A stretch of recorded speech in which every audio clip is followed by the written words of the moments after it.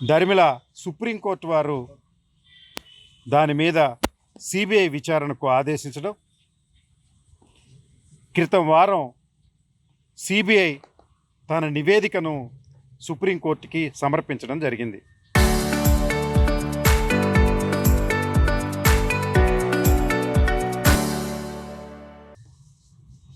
తిరుపతి వెంకటేశ్వర స్వామి ప్రసాదంలో జంతువుల కొవ్వు కలిసిందనేది ప్రధానమైనటువంటి ఆరోపణ.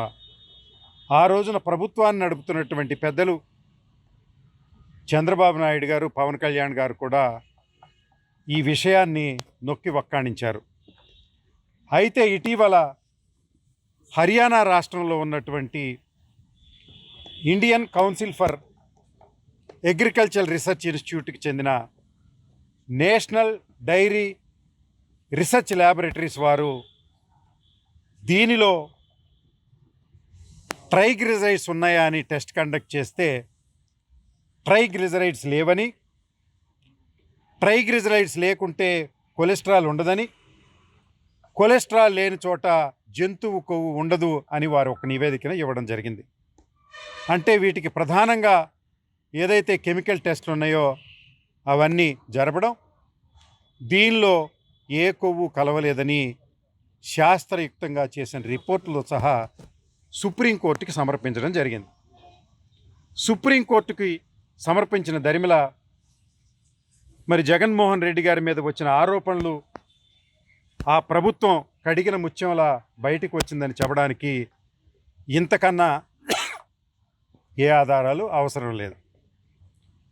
దీనికి ప్రతిచర్యగా కూటమి ప్రభుత్వం వారి వారి పార్టీ శాసనసభ్యులు లేకుంటే పార్టీ నాయకుల చేత కొన్ని నియోజకవర్గాల్లో ఫ్లెక్సీలు పెట్టించడం జరిగింది. ఏంటయ్యా అంటే అది సుప్రీంకోర్టు ఇచ్చినటువంటి ఉత్తర్వు లేకుంటే సిబిఐ ఇచ్చినటువంటి టెస్ట్ రిపోర్ట్స్ని వక్రీకరించే విధంగా పెట్టడం, అది ప్రత్యేకంగా వైఎస్ఆర్ కాంగ్రెస్ పార్టీ తీసుకుని సుప్రీంకోర్టులో కంటెంప్ట్ పిటిషన్ ఫైల్ చేయడానికి పార్టీ నిర్ణయించిన సంగతి మీ అందరికీ తెలిసే ఉంటుంది.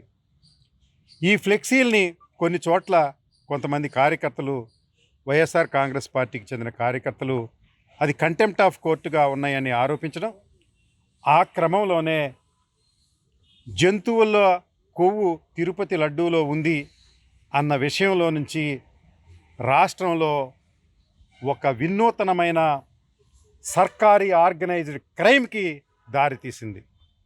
అదేంటయ్యా అంటే పెట్రోల్ బాంబుల సంస్కృతి రాష్ట్రంలో పురిగొల్పుంది. శ్రీ వెంకటేశ్వరుడి లడ్డూలోనే జంతువుల కొవ్వు లేదని వారిచ్చారు, కానీ పెట్రోల్ బాంబులు పుట్టించగలరని వారికి తెలియదేమో.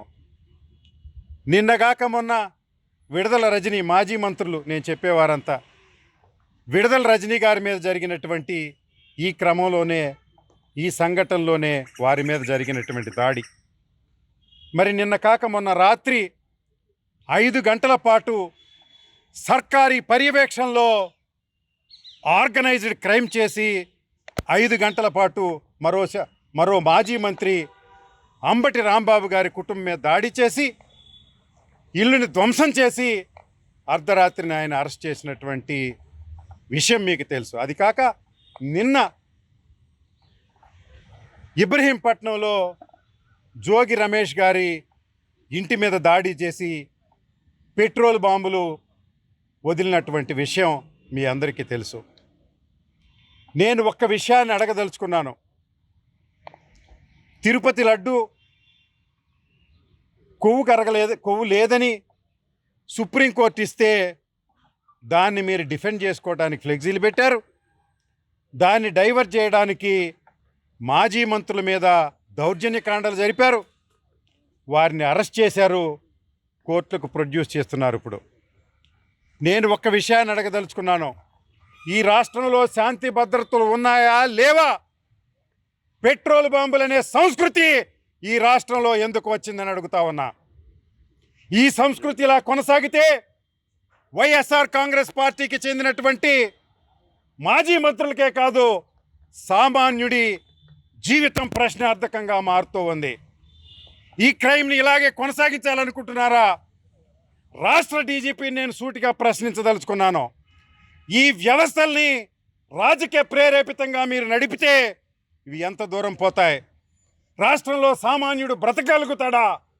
ఈ విషయం ఒక ప్రశ్నార్థకంగా మారింది కనుక సామాన్యుడికి భద్రత లేని ఈ రాష్ట్రంలో మరి కేంద్ర ప్రభుత్వం కలుగజేసుకొని ఒక నమ్మకాన్ని కుదర్చకపోతే ఈ రాజకీయ ప్రేరేపితమైనటువంటి పోలీస్ ఆర్గనైజ్డ్ క్రైమ్స్ని ఇలా మున్ముందుకు తీసిపోతే ఈ రాష్ట్రంలో వైఎస్ఆర్ కాంగ్రెస్ పార్టీ కార్యకర్తలను కానీ, సామాన్య ప్రజానీకాన్ని కానీ, మాజీ మంత్రులను కానీ నక్సలైట్లలాగా ఎన్కౌంటర్ చేయలేరనే గ్యారంటీ ఏమిటని అడుగుతా ఉన్నా.